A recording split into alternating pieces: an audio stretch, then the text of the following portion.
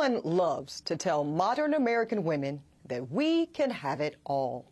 Ever since I was a little girl, I've heard the same encouraging words that you have. That our mothers, many of our fathers, our teachers, and yes, even our pastors have poured into us. That young girls today have more options than ever before. That we can go to school, get all the degrees, be bosses at work, lean in, make it to the C-suite, and also crush it at home as wives and mothers.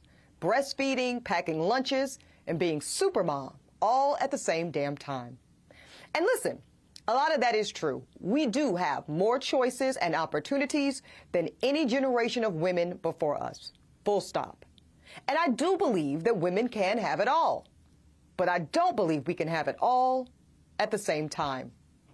And it's the incompletion of that thought and sentence that has so many black women today confused and frankly feeling judged and regretful about our choices to either put our careers first and go hard in the paint, maybe freeze eggs and hope to pursue motherhood later in life, or those that had babies earlier and now feel they have paid severe professional consequences for it. And listen, we judge those black women too. We tell them that they should not just take one step away from their work to lean into their passion to be a wife and mother because they're going to blow everything they've worked so hard for.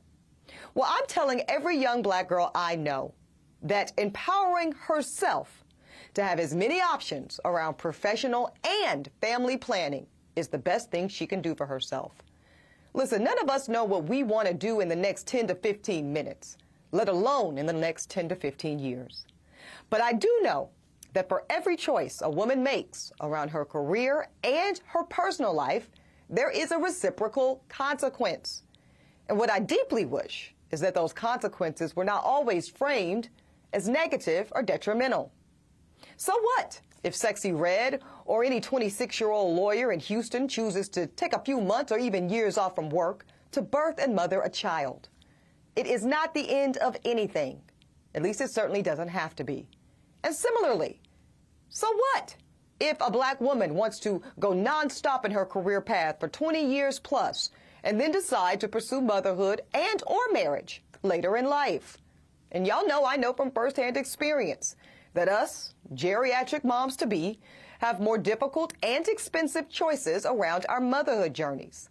But I also know that had I chosen to step away from work and become a mom 10 or 15 years ago, I would have paid a different price. And yes, that also would have been okay.